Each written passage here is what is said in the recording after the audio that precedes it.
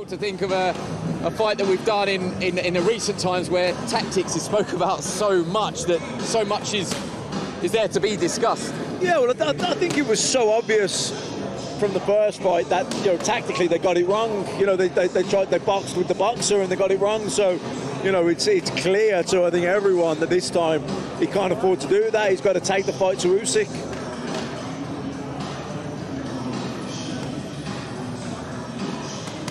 And there is barely any room to operate here. Every single camera lens in the room that was either doing interviews or live streaming is now tuned on this relatively small ring in the middle of the Saudi city here in Jeddah.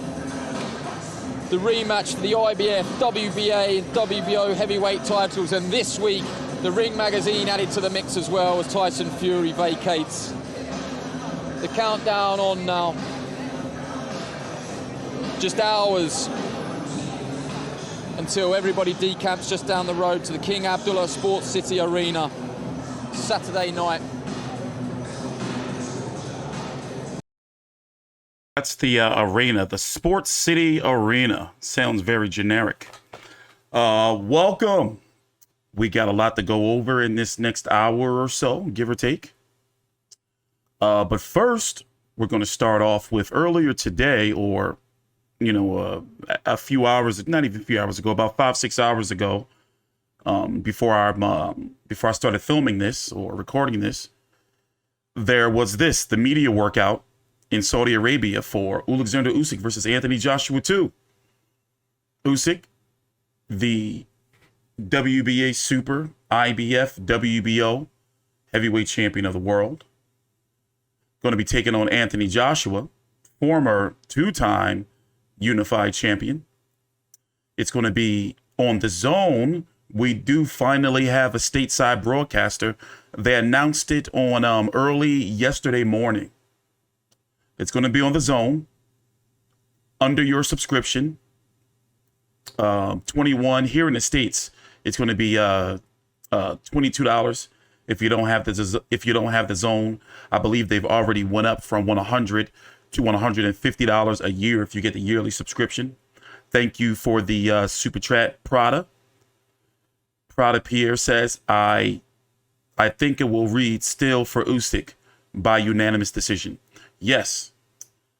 As we go talk about the details, we're going to listen to Anthony Joshua here in a minute as he talked to the media after his media workout. But I still have Oleksandr Usyk winning again. I don't think that Robert Garcia is going to make too much of a difference, because at the end of the day, fighters normally revert back to who they are. Tyson Fury said it to Deontay Wilder. It's like, no matter what Malik Scott can teach him, you know, it's still who he is. He's going to, you know, revert back to his old ways, and then I'm going to smash him. And that's how I feel. But yeah, it's finally happened. I got a podcast now on Apple, Spotify. Oh, let's listen to Anthony Joshua. How's it been? Saudi's been good to me. Shout out to everyone in Saudi. Had a good time. Everyone at my hotel has been looking after me. Everyone at the gym. It's been like a second home. And good memories from last time? Yeah. I'm about to create new ones. How much has that experience of going into the immediate rematch, the fact that you've walked this path before, how much has that helped you in the build-up to this fight? You know what I learned? Like, previous experiences are helpful, but it's all about the night, right? What you do on the night. So, yeah. I don't know how much it will help me, but I'm focused and I'm just ready to get the job done.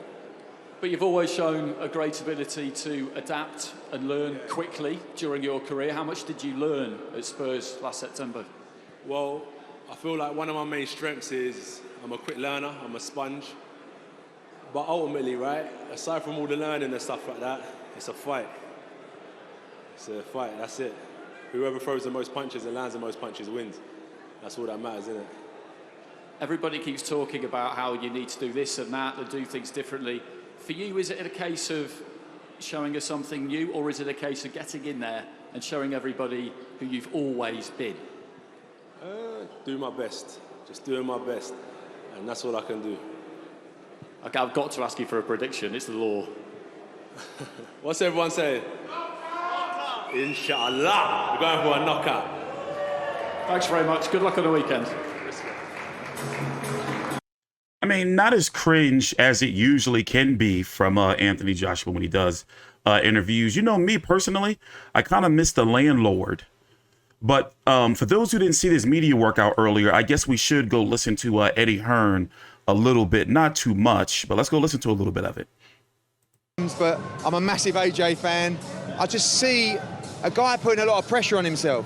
I see a guy that wants it so bad. I see a guy that's punching very sharply. It's going to be very nervous and ready to pounce in there tomorrow night.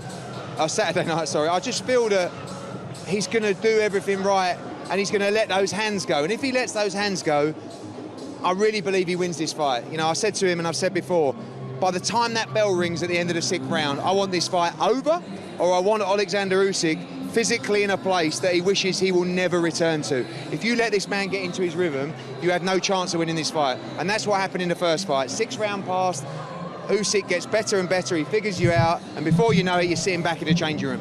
Get in there, get amongst him, make it count, make him pay. We come to this fight as challengers. AJ has nothing. It's really sweet, actually. In fact, we're used to that, don't worry. and like, you get to a point where, for years, it's been the AJ show.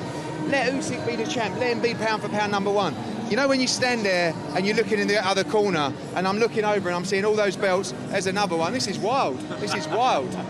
And you just get to a point, you know, like when Andy Ruiz was standing there.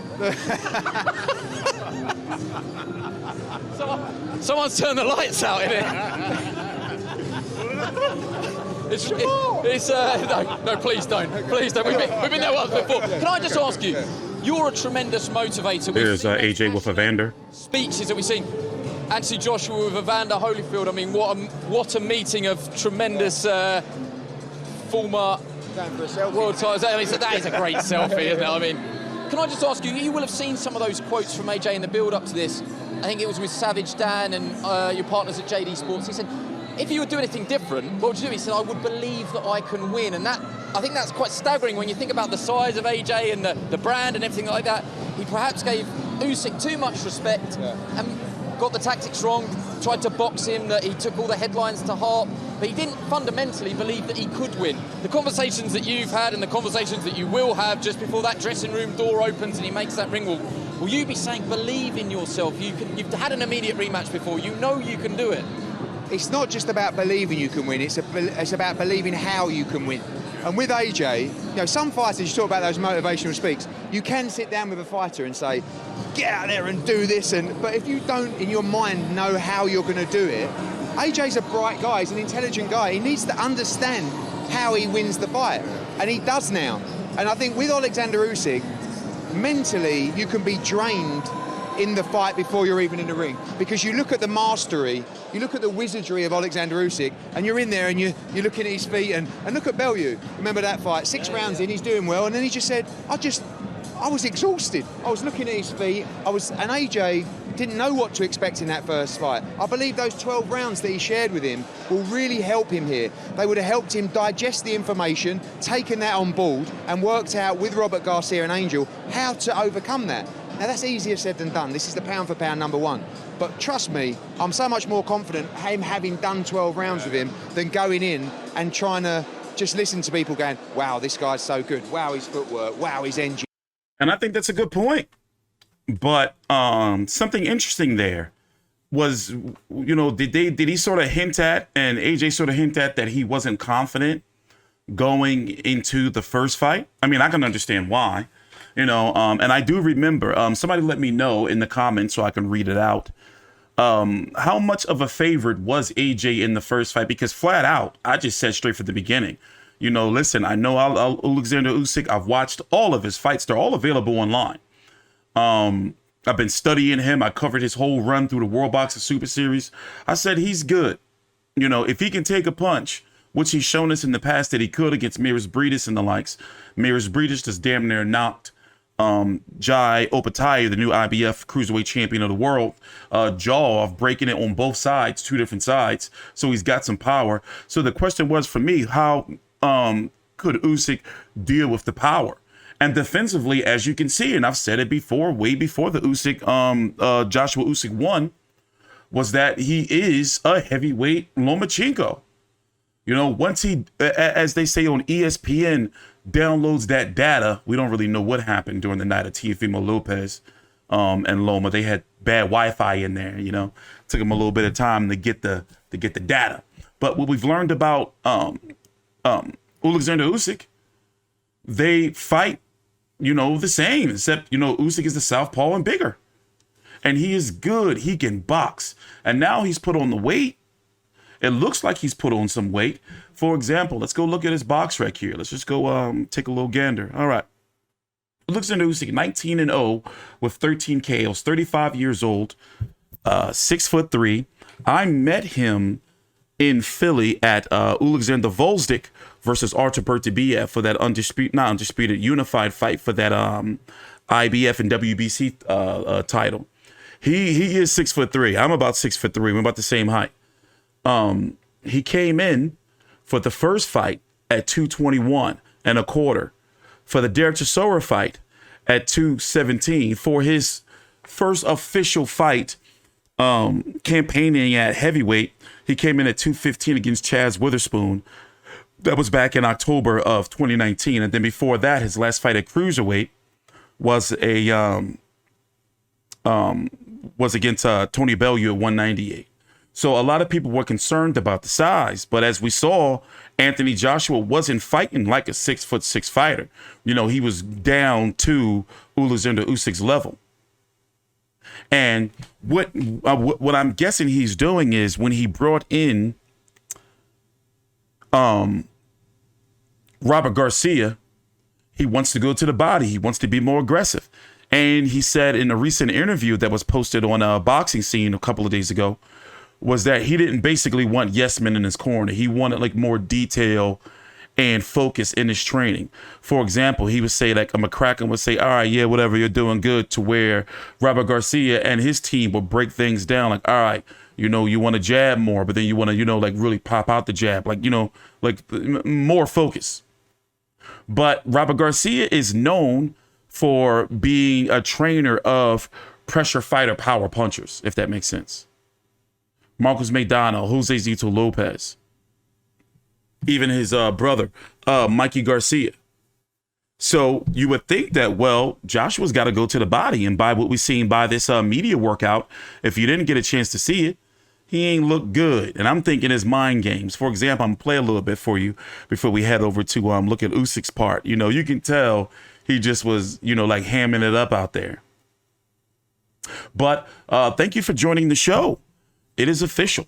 We have a podcast. We are available on Apple, Spotify, Stitcher, Podbean, and most of these listening platforms I've just learned about. But basically all of your major podcasting platforms, except Google right now, we're still under review. You can find our podcast, the FightView360. All you got to do is type in your search for your podcast, FightView360. Or we are now popping up for independent individual fights. For example, if you type in Spotify or an Apple, Canelo versus Golovkin 3, I have a podcast exclusive content on there that's not on the YouTube channel. Here, if you look up in the chat, you'll see, here, I'll paste it again, the links to the podcast, and also everything is down below in the description box. You can follow me on Twitter at TstreeT Controversy.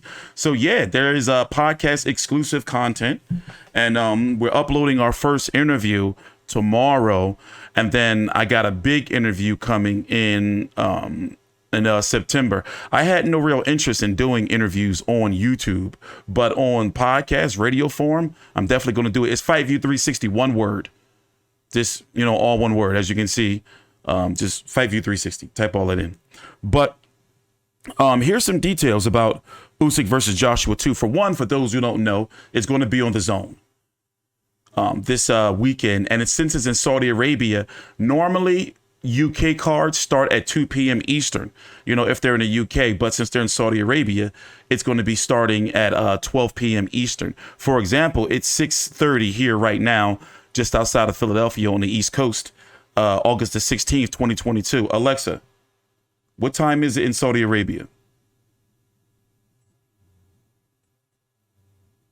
It's 1:30 a.m. in Saudi Arabia, so you kind of get the time difference there, right? But here are some interesting facts. It was announced that Anthony Joshua signed the deal with the Zone on June the 13th. But yet, Sky Sports pay-per-view, a global deal with the Zone, by the way. A global deal with the Zone, by the way. But then it was announced that this would be broadcast, Usyk Joshua 2, on Sky Sports box office in the UK on July the 27th. Thanks for the super chat, Joshua Bits. Hey, TstreeT, do you? Oh, man. Hey, TstreeT. Hold on, let me read that. Hey, TstreeT, do you ever see Broner headlining another fight card? I think he's finished after the stunt he pulled. Curious to hear your thoughts. Yeah, let me write that down, Joshua, because we're going to be talking about Broner after we finish up with Joshua in about 10 minutes or so. About 10 minutes or so. But I'm going to get to your question, Joshua. Give me a minute. But I find it interesting that we didn't get an announcement on this fight for an American stateside broadcaster until Monday morning. And unless it's like boxing fans or boxing media, there's been no promotion here in the States for this fight. Nowhere, no nothing. Ladies and gentlemen, no nothing. You know, everything is strictly through the Zone. But I guess the Saudis, if you don't know, Saudi Arabia has full rights, streaming, broadcasting, basically promotion rights to the fight. It's only Eddie Hearn is just a promoter as far as a mouthpiece, but the Saudis are running the show. So they got this initiative going on over there where they're trying to turn Saudi Arabia basically into a location like Dubai, you know, where it's a tourist location. After all, they have hosted 2 high-profile fights between Ruiz versus Joshua 2, and then now Usyk versus Joshua 2, where it's reported that both fighters are going to split between 80 and 122 million pounds. So when I first did a story on this about like 3 months or so ago, 2 months, whenever the fight was announced, it was said that the Saudis were putting up about $90 million or so, 90 million pounds, about, you know, they were going to be splitting Joshua and Usyk about 50 million apiece. But now it seems as though that number may have ballooned to about 122 million pounds or so. Also, it's going to be $27 or 27 pounds over in the UK for Sky Sports box office. That's going to equal to about $33 over here. Yeah, we already talked about the World Boxing Super Series, but the World Boxing Super Series wasn't a part of like the initiative that they have now. And they also hosted Floyd Mayweather's fight, didn't they? What fight? They had another fight. It wasn't Floyd's fight. They had another fight recently in Saudi Arabia. Well, anyway, moving on. Hold on 1 minute. Let me move this out of the way. But yeah, no, Joshua, I'm going to get to your question in a minute. They had the press conferences. The first one was back on June the 21st. That was in Jeddah, Saudi Arabia. And then the second one was in London on the 29th. The first fight was in September 25th of last year. So basically, it's been, you know what? When I was watching the post-fight press conference, I remember Eddie Hearn talking about how Joshua was going to be back no later than March. I was like, nah, they ain't going to come back. They just saying that shit for face. He ain't going to just come right back, you know, after losing that fight. They're going to make sure they get the most money out of it and make sure AJ gets the most time that he needs to give him the best chances. Anthony Joshua also talked about in that interview that was released on Boxing Scene that the only reason why he didn't go with Eddie Reynoso is because he wanted to be priority and Eddie Reynoso couldn't accommodate him as far as being with him and making him number one in the camp. It's Canelo. And as you can see, him and Canelo are fighting about a month or so apart. So you see what I'm saying? So I can understand why he picked Robert Garcia, and Robert Garcia was able to travel with him. Remember, Robert Garcia just lost the biggest fighter in his stable in his brother because his brother retired. So, you know, of course, you know, I mean, it would be a no-brainer for him to take on training Anthony Joshua. But what can Robert Garcia really do? What can Robert Garcia really do for him? Thanks for the super chat, Prada. Prada says, I think it will read still for Undisputed. Oh, I saw that part already. Which was the other one? They about to make $50 million a piece. Yeah, it's about $50 million a piece. Yeah. And it's supposed to be a 50-50 split. And this is because the Saudis, the Saudi Arabian government, they put this money up. You know, they're just trying to like host major events and get in a routine of hosting major events so people will want to travel there. Yes, of course. I forgot all about the war. My bad. I forgot all about the Ukrainian war. I've been tuning it out. I'm sorry. I don't want to sound ignorant, but when it comes to all this war and stuff, I've been tuning it out. My bad. But no, realistically, I didn't see the fight happening in March anyway if it wasn't for no war. Maybe it would have happened in June or July, but nah, I didn't. And also, remember, he was still looking for a trainer. Meaning Joshua. But as I was saying, look at Usyk's resume, though. 19-0 with 13 KOs, 35 years old. Anthony Joshua, Derek Chisora, Chaz Witherspoon, Tony Bellew, Marat Gassiev, Miras Breedis, Marco Huck, Michael Hunter, Tabisu Machunu, Christoph Glowacki. Solid as resume, but you can't argue that Anthony Joshua has the best heavyweight resume by far. Is that safe to say, right? He has the best heavyweight resume by far. And one thing I like about Anthony Joshua is they run their rematches back. It ain't no, we want to take an interim and all that old bullshit. You know, because when I'm looking at the heavyweight division, by the way, the link to my website, FightView360, is down below in the description box or is linked under in the show notes of the podcast if you're listening in on Spotify, Apple, Android, Podbean, Stitcher, Player FM. Boy, having a podcast is different, right? So outside of Anthony Joshua, right, who has the second best resume in the heavyweight division? You know, win or loss, you got to say maybe Dylan White, then Joseph Parker, then Deontay Wilder, then Tyson Fury. Just off the top of my head. But we're not going to spend too much time on that. By the way, it's looking like Tyson Fury is not retired. Did anyone ever believe he was going to retire anyway? And according to the WBC, they're giving him until about August the 26th to figure out what he's going to do because they're going to have to order an eliminator sometime soon. And guess who's ranked number one? Deontay Wilder by the WBC at heavyweight. And Deontay Wilder is heavily rumored to be coming back to fight Robert Helenius on October the 15th on PBC on Fox pay-per-view for likely $74.99 in the Barclays Center. But let me damn, I forgot what I was pulling up. Well, other details. Let's see. We already went through the where, the when, the network, the regular. I'm at the records. Anthony Joshua, let's go look at his resume real quickly. 24-2 with 22 KOs. 32 years old, 6'6". In the ring today, he looked around, 240 or so. I think that's the ideal weight for him, between 235 and 240. Because when he was walking around at about 250 plus, that was like, all right, bro, you looking like a bodybuilder and you looking real stiff out there. But just listening, just looking at the resume, he's fighting Usyk twice. Kubrat Pulev, okay, all right, mandatory.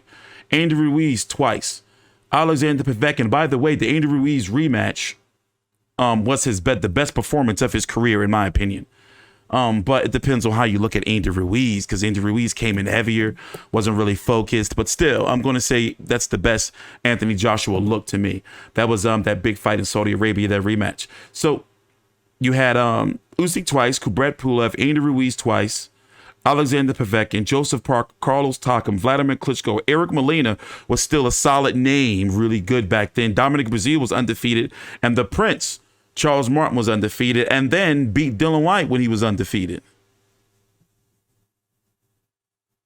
By the way, we're going to be streaming during the press conference. That's going to be tomorrow, starting at 7 a.m. Eastern, because of, you know, being in Saudi Arabia. So I'm going to be up early. That's going to be in about 13 hours or so from now. We're going to be streaming during the press conference. But here, let's go check out Usyk and hear what he had to say at the end of his post-fight workout. Basically, he did some coin tricks. You know Usyk, he dances around a little bit. You know, likes to put on the show. Very eccentric character. You know, if you're looking at him right now, he does look a little bit bigger. As we said, he weighed in his last fight at about 221 or so. I would say he's looking about 230 right here. And him and his team were putting out quotes about how during the war and COVID, you know, he did put on some weight. And then during the this next layoff, he put on a little bit more weight. So, but we'll see how it's going to look for him once he gets into the ring, because he's still got all that upper body movement, and that shit will mesmerize you like it did Anthony Joshua. But let's go listen to his interview. A quick chat with his manager alongside us as well, Alex Krasiuk. It's been a long time coming, this fight. There's been all sorts of speculation about what he'll weigh. I wonder if he'll be able to tell us. Oleksandr, just 2 minutes of your time. It's been very difficult the last few months for him. For all of you, how pleased is he that fight night is now here? Було досить складно останні кілька місяців. Наскільки ти задоволений, що бій вже зовсім незабаром? Я дуже задоволений, що бій зовсім незабаром. І це дуже гарно. I'm very pleased that I'm gonna fight very soon, and I feel happy about that. Has it been difficult to focus on boxing at any time the last few months? Чи було складно зосередитись на боксі останні кілька місяців? Ну, я це зробив. But I did it. People have been talking about his weight a lot, what he might weigh, pictures of him. He looks pretty big. Any chance he can tell us what he's going to weigh? Багато фотографій, відео кажуть про те, що ти ніби збільшився в розмірах. Чи буде це якось видно на вагах? Можливо, ти скажеш нам дещо раніше, чи будеш ти більше важити?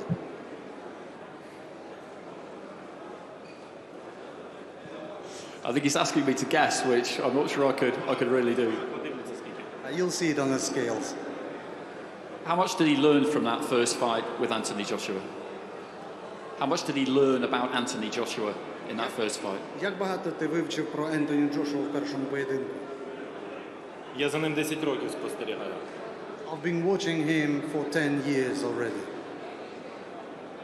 Okay, he's keeping his cards close to his chest, which is understandable. Just one final one. Everybody in Ukraine is going to be able to watch this fight for free, which is fantastic. How pleased is he that that's the situation? Будь-хто в Україні зараз зможе дивитися цей бій безкоштовно. Наскільки ти цим задоволений? Дуже задоволений. Слава Богу за це. Ми всі над цим попрацювали. I'm very pleased about that. Thanks God for everything. We all worked hard on it. Okay, thanks very much. You made me work hard there, but that's no problem. Best of luck on the night. Thank you very much. Thank you. Nah, Jack, I'm 270 pounds, bro. I'm fat as shit, you know. But I've been in the gym every day getting these miles in, about 7 miles a day. So I'm cutting weight. I'm down like 11 pounds in a week and a half, something like that. But that's mostly water weight. You know how that works. And I'm on the snack program. You know, I'm taking this. I got my other stuff, my green apple upstairs, but I'm taking this. It's like really, really doing me good. What is it called? Arrow betaine, and I'm taking it, and I don't even know how to say it. Maximum endurance, snack nutrition. But yeah, that shit turns you into a fucking monster in the gym. But I have Oleksandr Usyk by decision. Don't have him stop at Anthony Joshua, but from what we've seen, we did see that Anthony Joshua could not stop that left hand. You know, so with some more power and loading up on it a little bit, I don't know, bro. You know, I'm not ruling out a stoppage, because one thing we've seen about Usyk stoppages in the past is he kind of beats you mentally into submission to where you start making mistakes like Anthony Joshua did that last round and you almost get your ass knocked out. But I still have to say Usyk is going to do it. Dude is special. Now, if Joshua wins, I don't see him beating Usyk on the cards. It's going to have to be by a knockout or a close fight where it's early rounds where Usyk's trying to figure him out and Joshua's got something for him, like that uppercut he need to pull back out from somewhere. But let's go talk about the undercard, which I'm kind of digging the undercard, if I'm being honest. So once again, it's going to be on Sky Sports box office over in the UK, Ireland, and where else? I forgot the other territory. But in other territories, except the Ukraine, it's going to be on the zone. Here in the States, it's going to be starting at 12 p.m. Eastern, the card.